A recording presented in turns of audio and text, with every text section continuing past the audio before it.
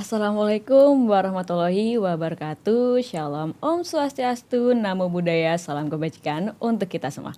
Halo Sobat Swarga Loka dan Madu TV Nusantara, gimana nih kabarnya? Semoga dalam keadaan sehat selalu ya. Saya Zizi, senang sekali menyapa kembali dalam acara program Sedep, seputar dialog keberkahan.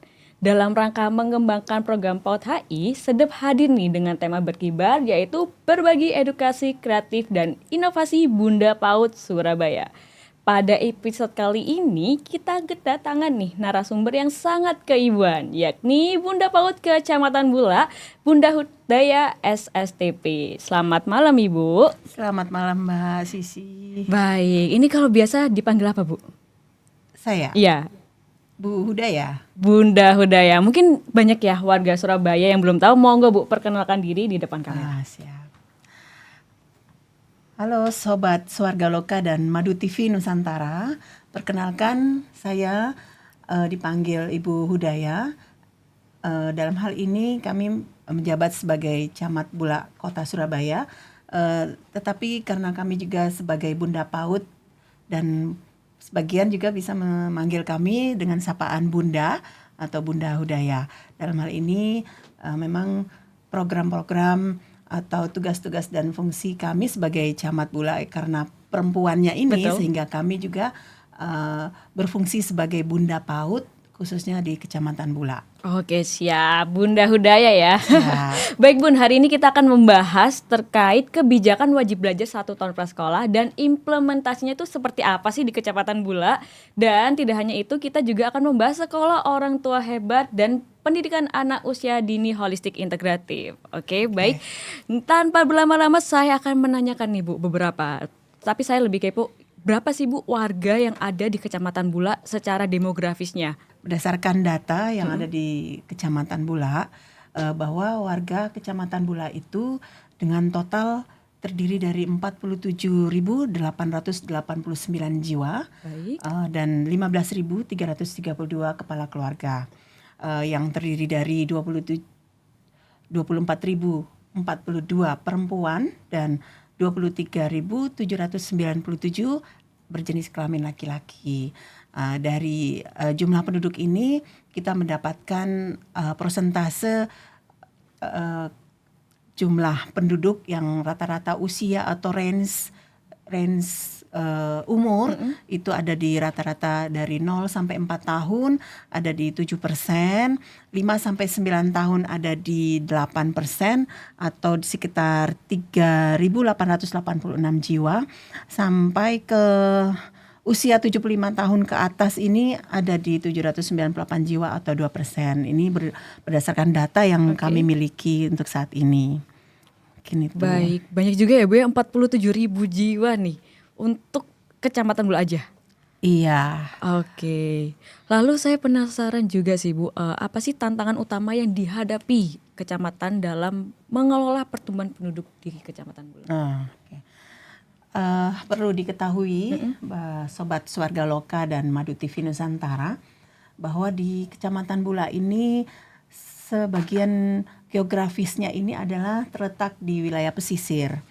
Nah, memang tantangan-tantangan yang kami hadapi selama periode hampir 2 tahun ini sejak kami menjabat, bahwa sebagian penduduknya ini adalah bekerja sebagai nelayan. Terus memang berada di pesisir yang rata-rata itu juga mereka adalah sebagai buruh tambak, pekerja harian dan mungkin pekerjaan tidak tetap. Di situ ada terdiri dari 3 wilayah kelurahan yang berada di pesisir, yaitu Kelurahan Kedung Coek, Kelurahan Kenjeran dan Kelurahan Sukolilo Baru. Nah, kecuali satu di Kelurahan Bula itu yang mungkin secara geografis tidak langsung bertemu dengan pesisir. Jadi mungkin rata-rata untuk penduduknya juga tidak dalam kategori penduduk di pesisir, sehingga pekerjaannya pun tidak berkutat di sekitar nelayan.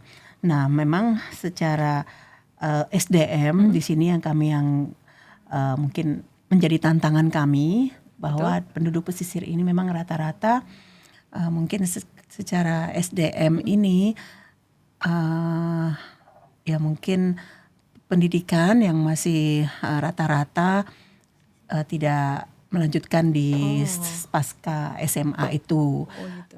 Syukur-syukur mungkin banyak yang sudah tamat SMA, tapi memang untuk pendidikan di situ keterbatasan dari segi melanjutkan pendidikannya, dan memang rata-rata karena ini sudah turun-temurun sehingga mereka rata-rata itu tadi biasanya kembali ke laut menjadi nelayan dan mungkin buruh tambak atau pekerja harian. Oke, jadi emang kebanyakan di situ kerjanya di daerah pesisir ya Bu ya? Iya. Itu pesisirnya Pantai Kenjeran itu? Betul. Oke.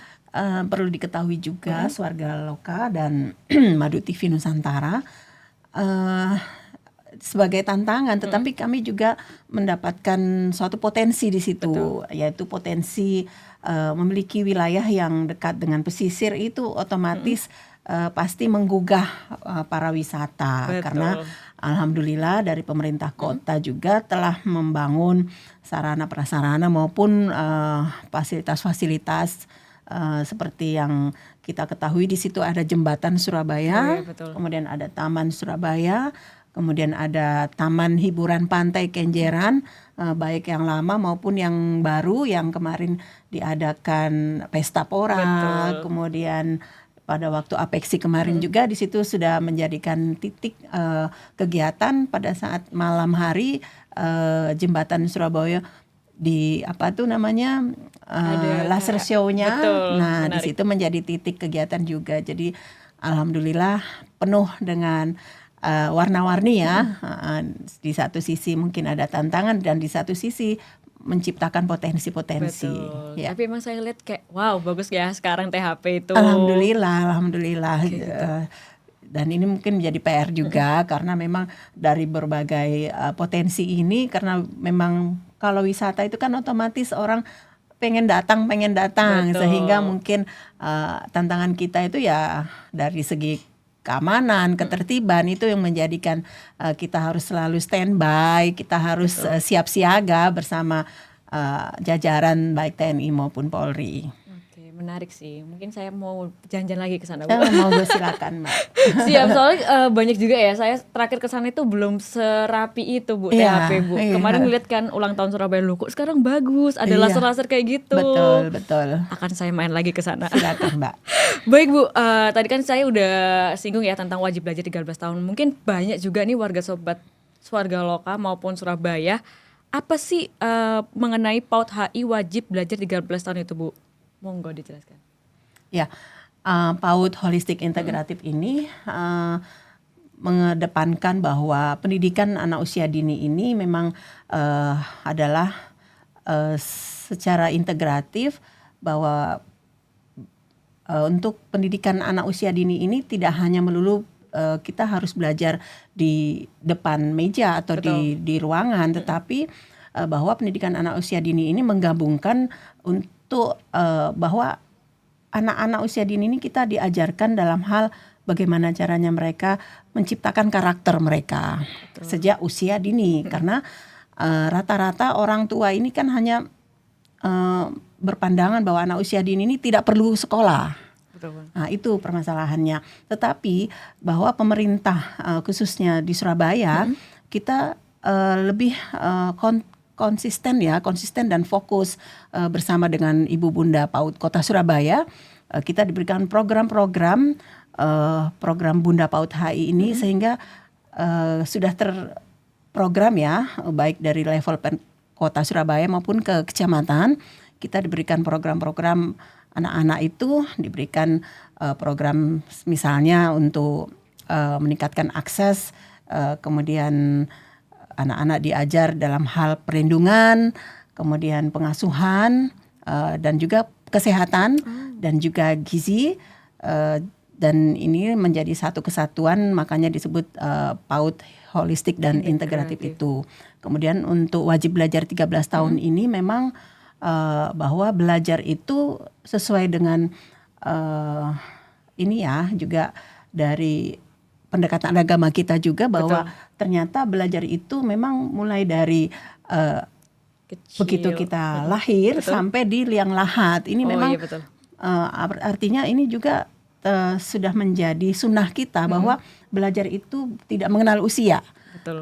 Kemudian diprogramkanlah menjadi adanya pendidikan usia dini ini mulai dari 0 sampai 6 itu ya di balita itu adanya PAUD ya. PAUD ini terdiri dari mungkin yang kelompok bermain, kemudian di TK, kemudian lanjut ke SD sampai ke SMP. Nah, ini yang wajib. Kalau dulu yang kita tahu wajib belajar itu mungkin hanya 9 tahun. Betul, dari 9 SD tahun. maupun sampai SMP. Nah, untuk sekarang pemerintah sudah mewajibkan bahwa pendidikan usia dini ini memang harus dimulai dari usia dini. Dan ini bukan hanya sekedar seorang ibu yang bekerja menitipkan anak di, dulu itu yang kita kenal itu hanya menitipkan ke tempat-tempat playground, tempat penitipan anak. hanya tempat penitipan anak. Tetapi bukan itu sebenarnya, tetapi ya karena mungkin orang tuanya tidak bisa menemani ya, mendampingi anak-anak ketika mereka bekerja. Tetapi ini ternyata sudah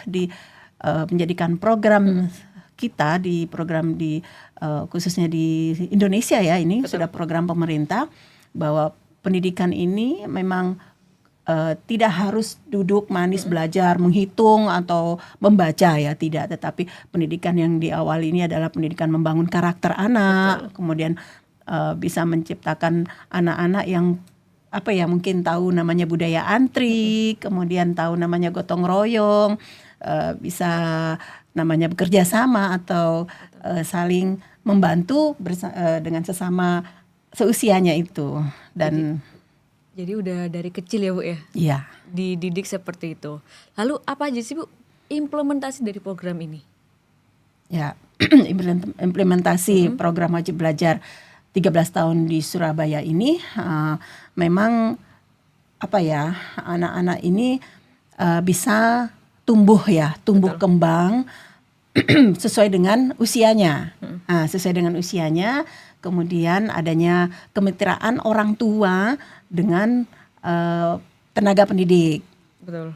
Kemudian anak-anak pun sudah memiliki kegiatan ya, karena kenapa? Zaman sekarang waktu mungkin seusia kami saat balita dengan anak balita di usia di zaman sekarang itu mungkin beda ya. Betul. Kalau saya pun tahu sejak lahir itu anak-anak saya yakin sudah ada yang dikenalkan dengan gadget. Iya betul. Karena misalnya anaknya rewel, pasti langsung dikasih HP. Ini buat kamu biar tenang kayak gitu. Jadi terus menangis langsung dikasih HP. Nah, dikit-dikit HP. Sehingga kita memang memberikan ruang bahwa hari ini anak-anak harus ke PAUD. Nah, meluangkan waktu saja ini sudah luar biasa, sehingga di waktu-waktu tertentu mereka harus meninggalkan namanya gadget itu, baik orang tuanya maupun anaknya. Kemudian mereka bisa saling mengenal lingkungannya. Mungkin selama ini anak-anak ini taunya hanya di dalam rumah saja. Kemudian nonton TV, lihat HP. Nah, tetapi karena ini yang sangat-sangat realita ya di wilayah yang ada di lapangan, bahwa dengan mereka masuk pada sekolah-sekolah yang ada di lingkungan, apalagi ini gratis kan. Ini gratis, bukan kayak dulu yang kita alami itu hanya orang-orang tertentu saja yang bisa masuk ke playgroup. Nah itu, oke. Justru playgroup itu yang berbayar ya Bu ya. Itu kan luar biasa. Makanya, playgroup itu dulu ya. Nah, ketika ini sudah sudah betul-betul menjadi program nasional, PAUD itu ada sampai tingkat RW. Dan luar biasa. Jadi tinggal jalan kaki nyampe gitu. Kalau dulu kan mungkin harus ada kendaraan, sehingga orang merasa saya nggak mampu, saya nggak bisa seperti itu, saya harus meluangkan mengeluarkan biaya khusus, mungkin transportasi, harus ada yang antar, harus ada yang jemput. Tapi kalau ke PAUD ini kan ada di balai RW, jadi luar biasa. Ya, gitu. Tapi ada nggak orang tua yang kayak, aduh males banget nih nyokolain anaknya di PAUD kayak gitu Bu? Mungkin sampai sekarang alhamdulillah untuk persepsi-persepsi itu insya Allah sudah tidak ya, karena ibu-ibu sekarang juga, ibu-ibu zaman now ya, mungkin apa namanya istilahnya mama-mama muda, Ya, mama-mama mama muda muda. itu juga mereka kan tidak mau ketinggalan, Betul. tidak mau ketinggalan bahwa karena memang dampak positifnya banyak sekali, sehingga alhamdulillah sampai sejauh ini kalaupun yang mungkin yang punya ekonomi yang rata-rata ke atas, mungkin bisa saja mereka masukkan ke level-level playgroup yang berbayar, tetapi karena ini insya Allah 5 langkah nyampe Lebih gitu, dekat ya Bu insya ya. Allah. Gratis lagi We. Gratis lagi. Baik, lalu ada nggak Bu program yang telah dilakukan nih di Kecamatan Bula dalam melibatkan orang tua untuk mendukung program wajib belajar 13 tahun? Ya, kebetulan memang dengan adanya sekolah orang tua hebat juga melalui dari program baik dinas pendidikan, kemudian dinas pemberdayaan perempuan dan perlindungan anak, kemudian dari PKK kota, ini kita berkolaborasi, kemudian terciptalah namanya sekolah orang tua hebat, dan tentunya semuanya dari pembinaan dari Bunda PAUD Kota Surabaya, di mana sekolah orang tua hebat ini mengajarkan ibu. Mengajarkan ibu, jadi bukan balita lagi yang belajar. Nah ini memang sangat-sangat unik ya. Kalau zaman dulu ini kita tidak ada kayak ginian. Seorang ibu mungkin kalau dia bekerja mungkin kategorinya mungkin dia sudah tidak punya waktu. Tetapi ini yang kita sisir ini kan adalah orang tua balita ataupun orang tua yang sedang mengandung. Kita wajibkan mereka, ayo mungkin ke balai RW yang tempatnya PAUD itu. Di situ mereka bisa belajar baik itu terkait gizi anak, kemudian bagaimana merawat anak, kemudian bagaimana mereka bisa ilmu bisa menambah ilmu pengetahuan, baik itu misalnya mulai dari mengandung. Betul. Mengandung sampai melahirkan sampai merawat anak, bahwa menciptakan generasi emas ini adalah dimulai dari 1000 hari pertama kehidupan, yaitu sejak anak di kandungan, sehingga di situ kita bisa mencegah dari namanya stunting. Betul. Nah, pentingnya itu bahwa ketika seorang ibu mengandung tidak punya bekal ilmu yang mungkin selama ini mungkin saya tahulah bisa dari jet atau apa, tidak bisa, karena tanpa ada namanya istilahnya pertemuan atau ada namanya konsultasi itu bisa menambah dan juga menambah teman juga ya. Betul. Mungkin selama ini ada juga ibu-ibu yang mungkin sifatnya yang agak-agak nggak mau keluar kayak gitu ya, nggak gitu ya. Sehingga mereka bisa diberikan ilmu bahwa 1000 hari pertama kehidupan itu penting untuk menjaga bayinya dan juga mengantisipasi anak lahir stunting. Jadi seorang ibu yang mengandung kemudian yang memiliki balita, sehingga cakupan ilmu yang akan diajari itu memang semuanya itu berkutat pada mulai dari anak yang masih di kandungan sampai lahir dan sampai mereka masuk di golden age. Betul, di golden age itu tadi. Jadi emang SOT ini diperuntukkan untuk kayak menyiapkan anak generasi emas itu. Dan mengantisipasi namanya stunting itu tadi. Berarti emang targetnya ini zero stunting ya Bu ya. Betul, di setiap tempat itu. Zero stunting. Berarti saya penasaran sih, di tempat Ibu apakah masih ada nih yang kayak stunting atau gimana gitu? Kalau stunting ini kalau di tahun 2023 kemarin itu memang rata-rata di setiap kelurahan kita masih ada 3, ada yang 4, tapi alhamdulillah di 2024 akhir kemarin alhamdulillah masing-masing kelurahan itu sudah zero. Kemudian kelurahan Bula itu ada 2 tetapi pra.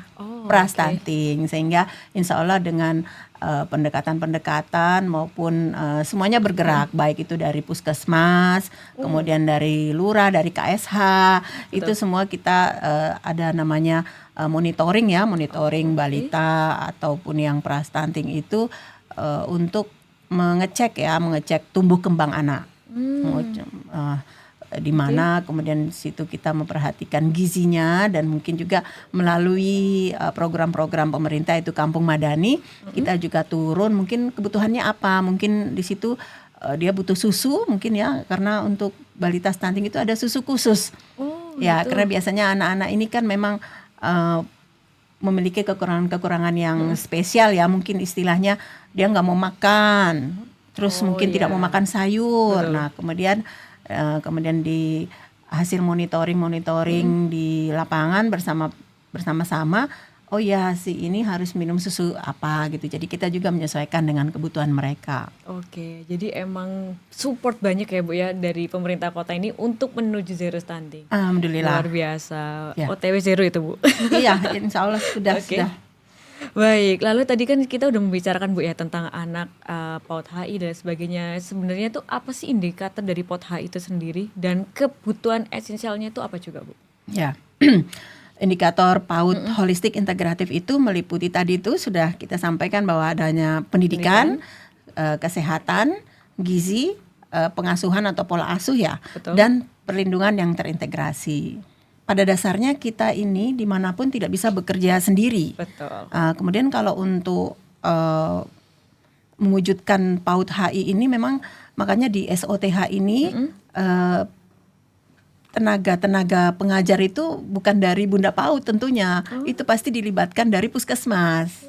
Jadi ketika kita berbicara masalah gizi, yang turun itu pasti dari puskesmas. Jadi mungkin ahli gizi ya.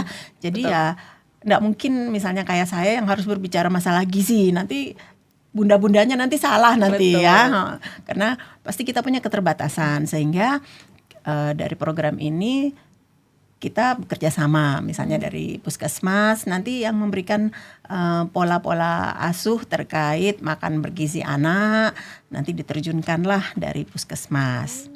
Kemudian mungkin dari pola-pola pengasuhan atau perlindungan itu biasanya diambil dari dinas-dinas perlindungan perempuan dan anak.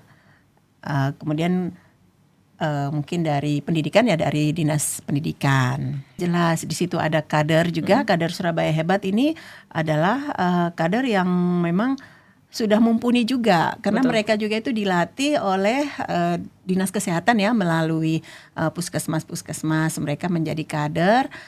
Kemudian mereka yang biasanya turun ke lapangan itu biasanya yang ikut terjun yang sama-sama di posyandu seperti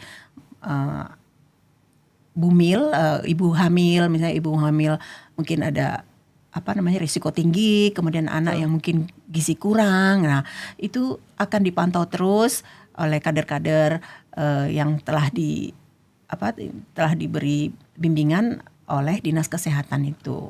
Kader Surabaya Hebat itu. Berarti dari sisi keluarga juga akan terlibat ya Bu ya dalam pembelajaran anak itu tadi? Jelas, itu jelas sekali ya.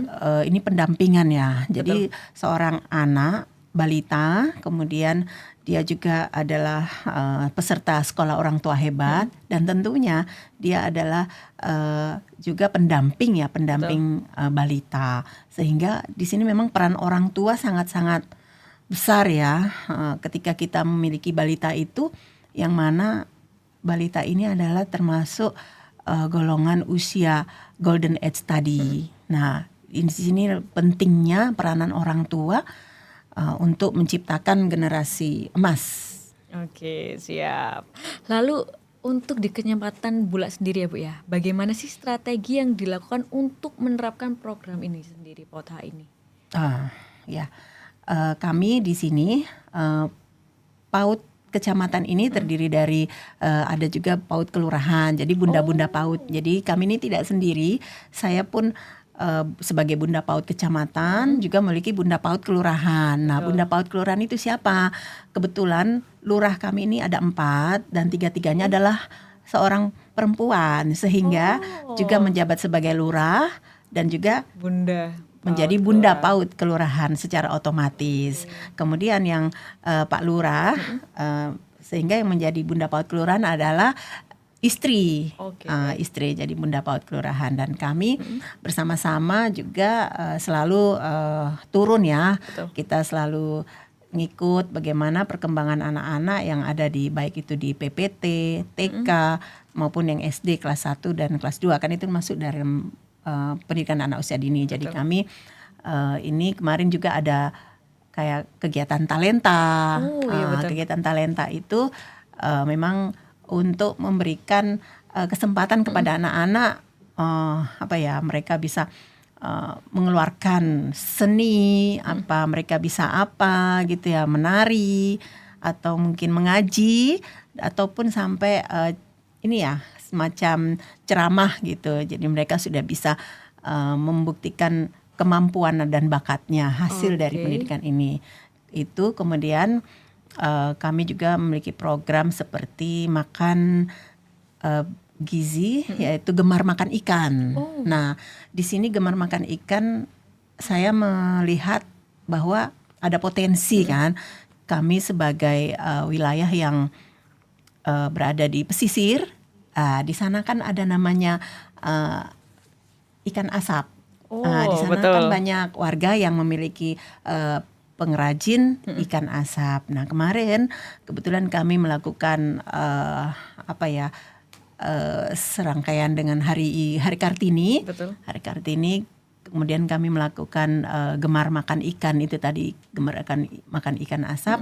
Kemudian kita berkolaborasi dengan PKK kami, PKK kecamatan melalui Pokja 2 untuk melatih orang tua balita untuk melakukan kudapan-kudapan dari bahan ikan asap. Kemudian setelah itu anak-anak kita berikan satu-satu untuk ini loh. Tapi bunda-bunda harus tahu juga. Jadi pemenuhan gizi anak itu gimana caranya, kreativitas anak-anak, memunculkan inovasi, memunculkan menu-menu baru. Betul. Yang mana kenapa saya pilih ikan?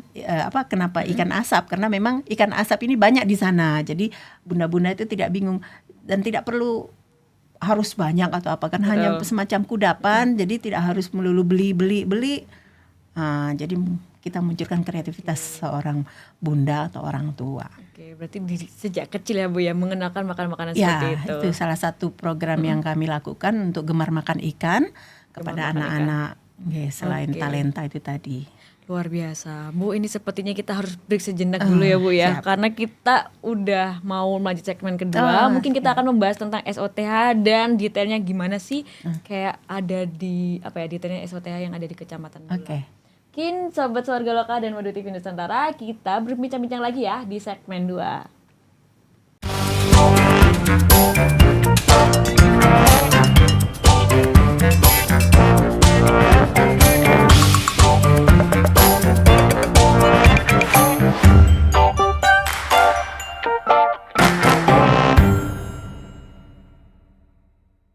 Halo Sobat Warga Lokal dan Madu TV Nusantara, balik lagi nih bersama saya Zizi dan Bunda Hudaya, Kecamatan Bula. Baik Bun, tadi kan udah membahas ya terkait SOTH, PAUD HI. Nah, saya penasaran nih tentang sekolah orang tua hebat. Sebenarnya itu apa sih Bun, kok bisa lagi digencar-gencarin sekarang?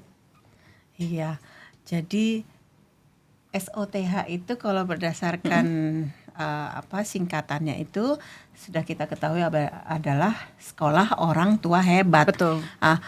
Kenapa harus ada hebatnya ya? Karena berarti di sini anak-anak orang tua ini memang diupayakan menjadi seorang tua yang betul-betul hebat. Betul. Nah, dan ini merupakan salah satu program pendidikan informal yang bertujuan dalam hal memberikan ilmu pengetahuan dalam hal pengasuhan anak-anak balita dan mungkin kemampuan dalam hal mencukupi kebutuhan gizi dan perlindungan anak-anak balita yang mereka miliki gitu. Oke, berarti tadi Ibu udah menjelaskan juga ya kalau SOTH ini mulai dari sebelum mereka lahir sampai sesudah mereka lahir, jadi 1000 hari. Nah, sebenarnya itu apa sih upaya Bunda PAUD Kecamatan Bula ini mengajak para orang tua untuk mengikuti SOTH, Bu? Iya. Eh, karena ini lagi kita ke pribadi ya. Betul. Dan ini memang merupakan salah satu tantangan juga ketika kita harus mengajak para orang tua. Kok pasti mikirnya gini, kok sekolah sih? Kok saya harus sekolah lagi? Kan pasti Betul. mikirnya gitu. Jadi ini menjadi salah satu upaya, yaitu gimana caranya kita memberikan pemahaman, memberikan kesadaran bahwa ini loh buat jenengan semua, bukan buat Bunda PAUD, bukan buat puskesmas. Ya istilahnya ya memang tujuannya positif, sehingga alhamdulillah kita memang dari tadi memang kita sampaikan bahwa kita ini tidak bisa bekerja sendiri, pasti kita bersinergi Betul. dengan pihak-pihak, baik itu di sini tuh kita libatkan para RW, RT, kemudian itu tadi ada kader Surabaya Hebat. Nah, kader Surabaya Hebat ini kan memang mereka sudah mumpuni ya, baik itu di segi kesehatan yang mereka memang selalu berinteraksi dengan puskesmas ataupun posyandu, sehingga dalam hal mengajak atau memberikan kesadaran ini biasanya langsung kita pendekatan kepada orang tua yang memiliki balita ini. Oh, baik Bun. Tadi kan SOTH itu, tapi saya penasaran sih, apa aja sih materi atau topik yang diberikan kepada orang tua dalam program ini, Bun? Ya, materi-materinya itu tentunya memang dalam hal mungkin peningkatan gizi, kemudian bagaimana anak-anak ini dibimbing atau istilahnya diberikan pengetahuan-pengetahuan melalui biasanya kita kerjasama juga dari organisasi-organisasi atau universitas. Jadi biasanya itu dari anak-anak mahasiswa. Jadi anak-anak mahasiswa juga di sini kita libatkan. Kemudian bagaimana caranya orang tua itu memiliki kemampuan dalam hal memiliki komunikasi kepada anak itu bagaimana. Jangan sampai wes ngamuk sama bojone, habis itu ngamuk juga sama anaknya. Ini kan memang secara sederhana, istilahnya kita gimana caranya memberikan pengetahuan atau skill sebagai orang tua itu yang baik itu bagaimana sih? Mungkin kalau si ibu gimana caranya dia bisa memenuhi gizi anaknya, kemudian pola asuhnya bagaimana. Mungkin kalau misalnya anak 3 terus gede-gede tahu-tahu muncul si balita, berarti ini kan memang ada jarak yang sangat ya jauh ya. Mungkin sudah punya anak gede tiba-tiba ada anak kecil lagi. Nah ini kan sangat-sangat kaget juga ya, shock. Aduh tiba-tiba sudah punya balita lagi. Nah ini bisa dibantu melalui pendidikan-pendidikan atau materi-materi pola asuh itu tadi, pola asuh.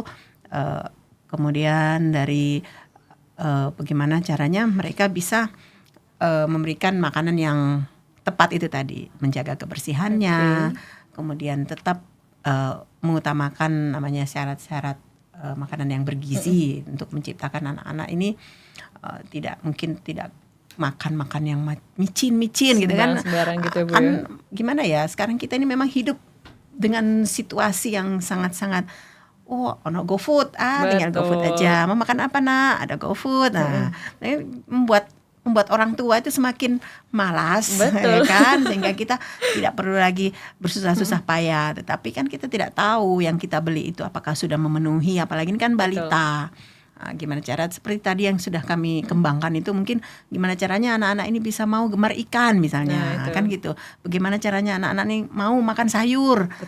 Mau makan buah gitu. Itu sih sederhananya gitu. Oke, berarti semua dipelajarin ya Bun ya di SOTH ini, dari makanannya, gizinya juga. Berarti pola asuh juga semua ada di SOTH. Iya. Nah, apakah di SOTH ini juga berhubungan POTHI Bun? Jelas, pasti. Holistik integratif di program Bunda PAUD juga di situ kan ada untuk pemenuhan gizi, kesehatan, dan layanan-layanan pola asuh, dan bagaimana cara menciptakan karakter anak. Bagaimana cara menciptakan karakter kalau orang tuanya juga tidak mampu, sehingga ini harus sinkron. Ketika anak kita harapkan menjadi seperti apa, ya berarti kan orang tuanya. Nah, Betul. gimana caranya orang tua juga mampu memberikan pendidikan karakter ke anak. Kemudian orang tua gimana caranya juga kita bisa memberikan pengetahuan, oh ini loh anak sudah harus diajarkan bagaimana caranya budaya antri, bagaimana bisa anak-anak bisa mencintai lingkungannya, Betul. bagaimana anak-anak bisa sudah memahami bahwa ada namanya sifat gotong royong yang harus kita pahami di dalam kehidupan mungkin sesama. Kemudian sebagai orang tua ini saya harus mencukupi apanya? Ya dengan cara pemenuhan gizinya. Betul. Kemudian saya harus mengasuh, yaitu tadi pola asuh anak mulai dari mungkin bangun tidur sampai kembali tidur itu mungkin ada juga mungkin pendekatan-pendekatan agama yang mungkin anak-anak sudah diajari dengan mungkin membaca Quran atau mungkin dimasukkan ke dalam TPA itu ya, Taman Pendidikan Al-Quran, mungkin yang bagi yang muslim, mungkin kalau anak-anak non muslim ya mungkin sudah diajari mungkin bagaimana mereka beribadah masing-masing sesuai dengan agamanya. Oke, baik. Lalu ada nggak sih Bun dari SOTH ini perubahan perilaku atau peningkatan pemahaman orang tua setelah mengikuti program tersebut? Insya Allah ya, karena ketika mereka melakukan SOTH itu, Betul. Ketika mereka masuk itu ada namanya pretest. Oh, ada pretest juga. Jadi mereka itu diberikan tes awal ketika mereka baru duduk pembukaan gitu kan, kemudian setelah sebelum pematerinya memberikan materi atau narasumber diberikan dulu pretest nih. Jadi kita ujian itu. Jadi belum diberikan materi, dites dulu. Nah, ketika sudah selesai pretest, kemudian ada materi, ada lagi post test itu tadi gitu. Sehingga di situ nanti terukur sampai di mana sih kemampuan orang tua ini. Kemudian kan nanti bisa kita sinkronkan dengan tumbuh kembang anak yang kita didik pada PAUD tersebut. Insya Allah, alhamdulillah ya pastinya pasti ada kemajuan-kemajuan dan pasti mendapatkan ilmu pengetahuan yang mungkin mereka mungkin tidak merasa bahwa oh ternyata seperti ini ya, oh ternyata seperti ini. Alhamdulillah. Jadi misalnya kita kadang menguji juga kan, menguji kita ibu-ibu misalnya ini 1000 hari pertama kehidupan itu bagaimana sih, kita coba menguji mulai dari kandungan sampai melahirkan sampai umur usia kurang lebih 3 tahun gitu, apa saja sih ibu, gunanya apa sih itu tadi, yaitu mengantisipasi anak lahir stunting atau ibunya sendiri jangan sampai menjadi ibu hamil yang mungkin kurang gizi atau risiko tinggi itu ilmu-ilmu yang mungkin selama ini tidak akan mereka tidak peduli atau gimana gitu. Kayak diabaikan. Iya benar, sih, karena kayak kan gitu. pikirnya kita kan tumbuh kembang anak atau bagaimana orang melahirkan itu biasanya turun-temurun paling dari orang tua saja. Nah kamu begini aja, begini. Nah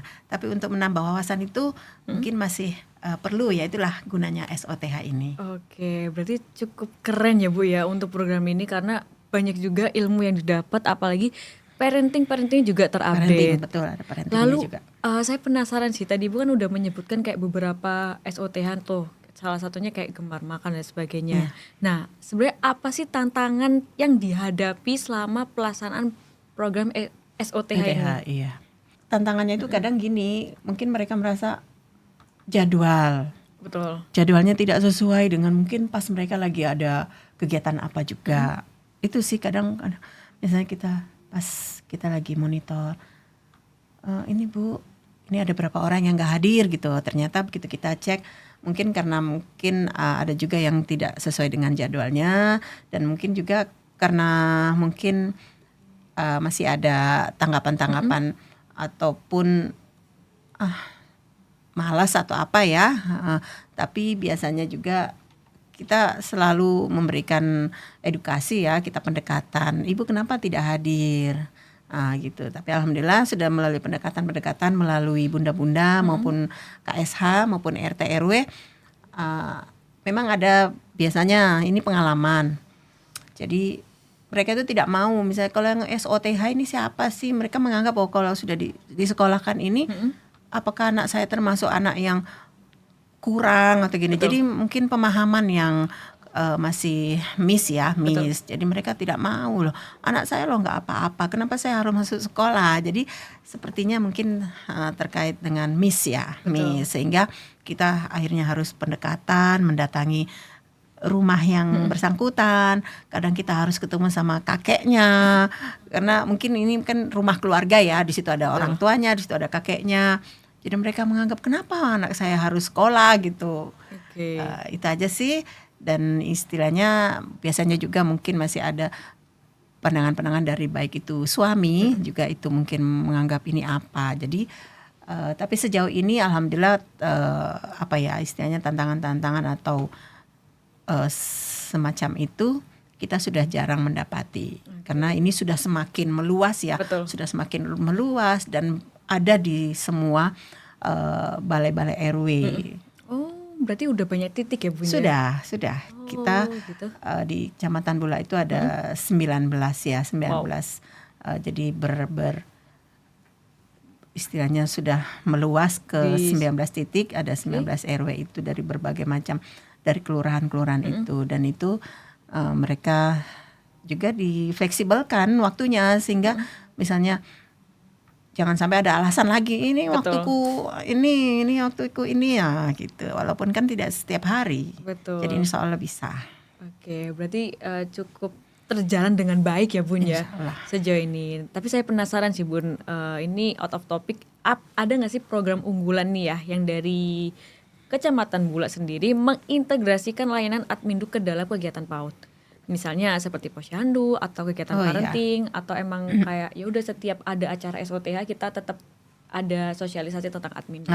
Ya betul.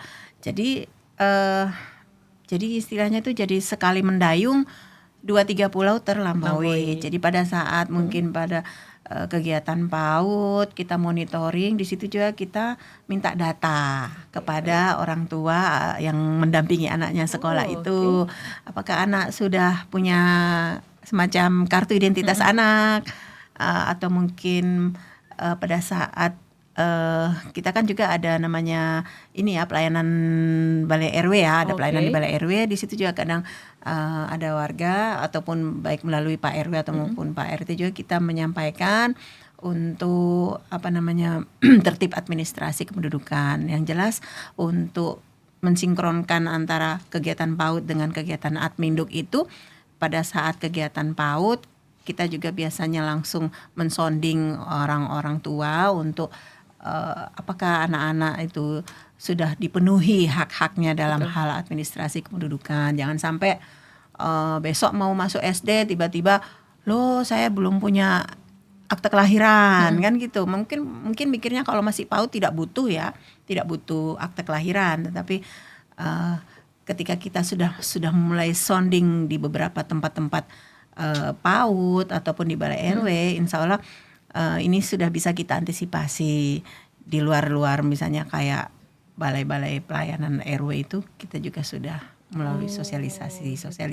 Baik, berarti setiap ada kegiatan bakalan bersosialisasi itu tadi ya Bu ya? Insya Allah, karena ya kami ini kan memang di kecamatan ya, kecamatan dan kelurahan itu kalau nggak turun ke lapangan itu rasanya kan aneh ya. Karena kita ini kan selalu berhubungan sama masyarakat. Jadi dimanapun kita berada dengan posisi kegiatan apapun, kalau misalnya saya mungkin sebagai di luar Bunda PAUD, mungkin sebagai camat, apabila mungkin pada saat sambutan ya kita akan memberikan selingan-selingan mungkin kalau ada program-program yang harus kita seperti jemput bola itu ya, jemput bola semacam untuk ayo ini ada tahu nggak itu namanya KIA misalnya gitu ya, itu kan masih mungkin orang belum terlalu ini ya, belum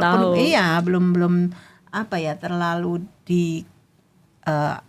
belum diprioritaskan lah sama masyarakat misalnya, sehingga itu setiap mungkin pada saat kami ada rapat berkala di balai tingkat-tingkat kelurahan sampai RW itu kita memberikan kesempatan untuk ayo misalnya kasih apa yang mau disampaikan. Misalnya anak-anak yang sudah berumur 16 tahun segera melakukan perekaman KTP, kemudian melakukan perubahan-perubahan data pada data-data yang ada di KK-nya. Ya itu tadi kan kadang kalau kita tidak ngecek, oh iya ya anak saya ini sudah kuliah tapi datanya masih belum sekolah. Makanya itu terlalu tidak sadar.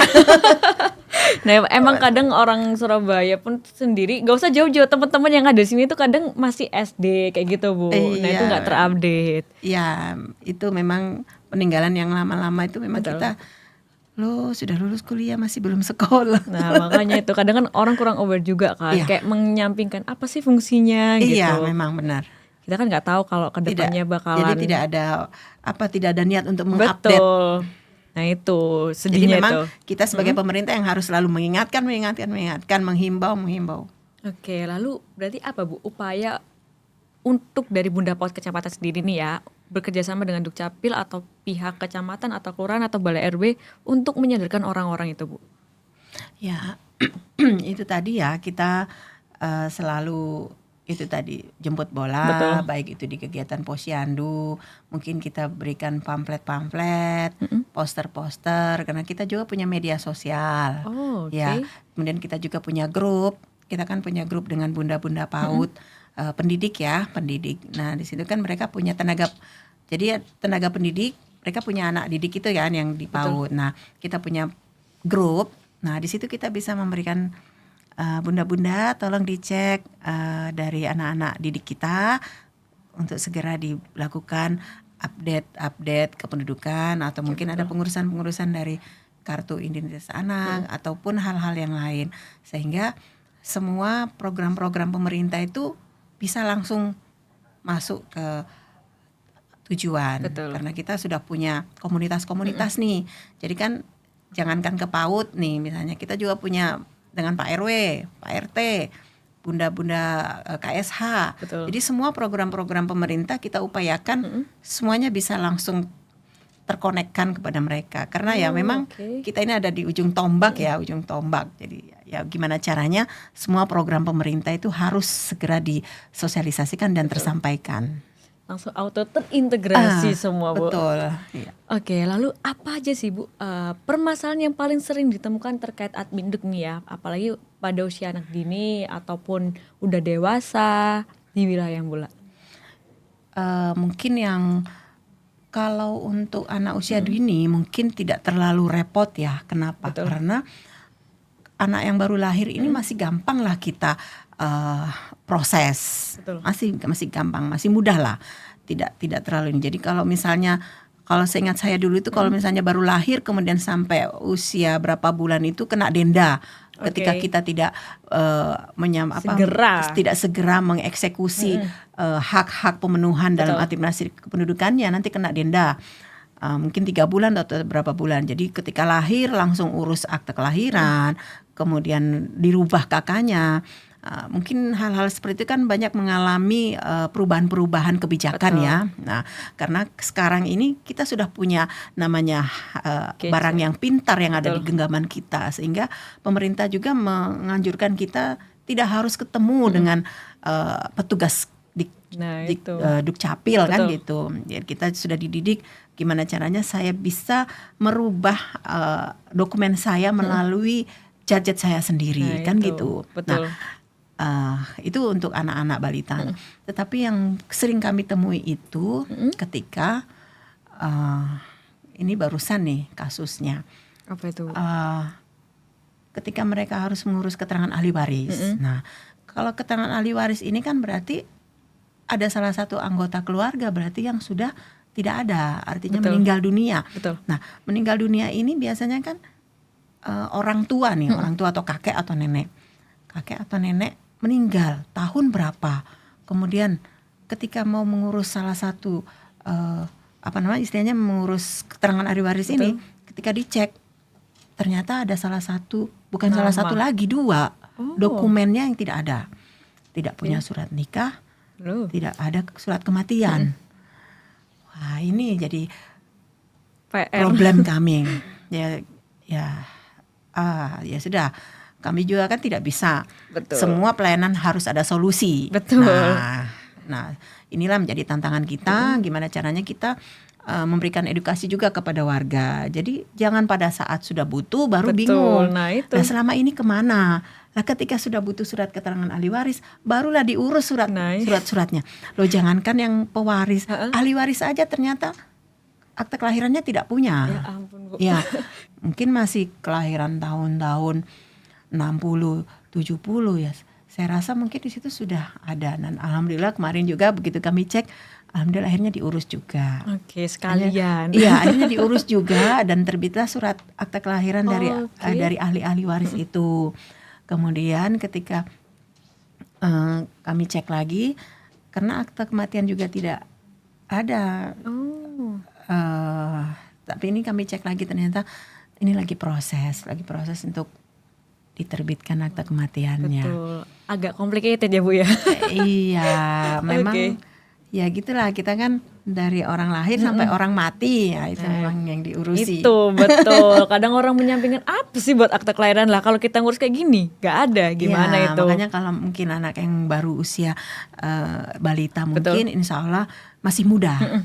Yang banyak yang terjadi itu adalah ketika kita akan memberikan solusi terhadap Generasi-generasi lama. iya, kasus-kasus seperti ini tadi. Nah, itu Sobat Swarga Loka dan Madu TV Nusantara ya. Jangan sampai kalian terlambat, apalagi kasus yang Ibu tadi dijelaskan. Jangan sampai kalian juga mengulangi. Nah, sebenarnya itu apa sih Bu pentingnya ya akte kelahiran ataupun data kependudukan yang lain atau akte kematian? Mungkin banyak warga Surabaya ini masih mengentengkan hal tersebut. Wah, sebenarnya itu bukan lagi berapa pentingnya ya, Betul. bahwa ini adalah salah satu hak dan kewajiban kita, bahwa ini adalah dokumen penting. Betul. Nah, kalau untuk akte kelahiran kami untuk pelayanan pendidikan. Nah, itu perlu sekali itu pelayanan pendidikan, kemudian untuk kesehatan juga iya, Betul. mungkin untuk juga perjalanan atau urusan imigrasi, itu pasti dibutuhkan, sangat-sangat pasti. Jadi ya pentingnya dokumen kependudukan itu ya salah satu kebutuhan, dan itu menjadi, ya bisa jadi kita menganggap ini adalah kebutuhan pokok. Nah, betul. Kebutuhan pokok, bahwa begitu kita lahir ini adalah menjadi tanda, oh iya sih saya lahir di kapan, kan itu. Kemudian ketika dia mengalami seperti tadi ada meninggal, loh kok nggak dicatat. Nah terus buktinya apa? Betul. Salah satu kemarin sempat saya berikan solusi, kalau ini tidak diuruskan, saya pengen tahu kalau memang si A meninggal, di mana kuburnya? Saya sampai gitu, kan gitu. Di mana kuburnya? Tempatnya di mana? Tanggal, bulan, tahunnya berapa? Saya harus butuh itu kan. Betul. Ketika menganggap bahwa ya meninggalnya tahun 99, gitu aja. Nah, bingung juga untuk iya. ngurusnya Ibu ya. Nah, kalau perlu saya bilang di mana makamnya, tolong saya difotokan. Oke. Di mana makamnya, tempat tanggal kematiannya berapa, tolong saya disampaikan. Kalau memang sudah tidak bisa lagi memunculkan akte kematian ini. Lah, kalaupun ke kepolisian kan harus misalnya menganggap itu hilang. Kalau hilang berarti kan pernah ada. Nah, kalau nggak pernah ada, pasti polisi juga mencari mungkin fotokopi atau apa. Nah, ketika kami cross check, ya ternyata mungkin belum. lagi proses.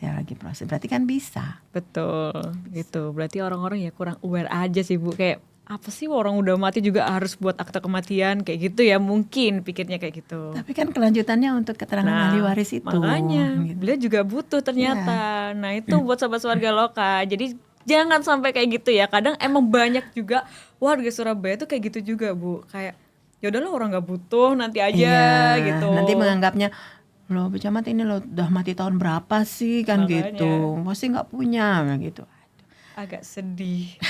Oke Bu, waktu ini sudah hampir habis ya. Mungkin sebelum saya tutup episode kali ini, mungkin Ibu bisa memberikan pesan yang banyak, gak apa-apa Bu, buat warga Surabaya tersadarkan. Monggo Ibu. Oke, Sobat Swarga Loka dan Madu TV Nusantara, mungkin semacam edukasi atau himbauan ya, jangan sampai terulang, atau bisa kita sebarkan kepada seluruh warga masyarakat, tetangga, anak, om, tante, nenek, kakek, orang tua. Jadi jangan tunggu butuh baru mau ngurus data kependudukannya. Tolong dicek lagi, mungkin di kakaknya ada yang belum terupdate, mungkin anaknya sudah kuliah tapi masih belum sekolah di kakaknya. Nah, kalau untuk itu, Sobat Warga Loka dan Madu TV Nusantara, ayo coba dicek lagi data-data di kakaknya dan monggo segera melakukan akun pribadi untuk mengurus kependudukan. Tidak perlu lagi datang ke Dispenduk atau ke Siola, cukup melalui HP kita bisa mendapatkan pelayanan kependudukan sesuai kebutuhan kita. Tuh, dengarkan ya dari Bu Hunda Hudaya Kecamatan Bula.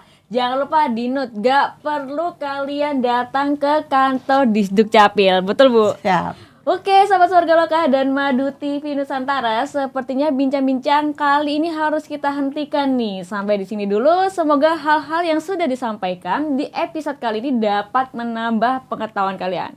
Terima kasih telah menyaksikan sedap episode kali ini sampai habis. Jangan lupa juga dilihat program TV kita lainnya nih. Dan YouTube kita. Jangan lupa juga follow media sosial kita di bawah ini. Sampai jumpa nanti. Saya Zizi dan Bunda Hudaya pamit undur diri. Bye.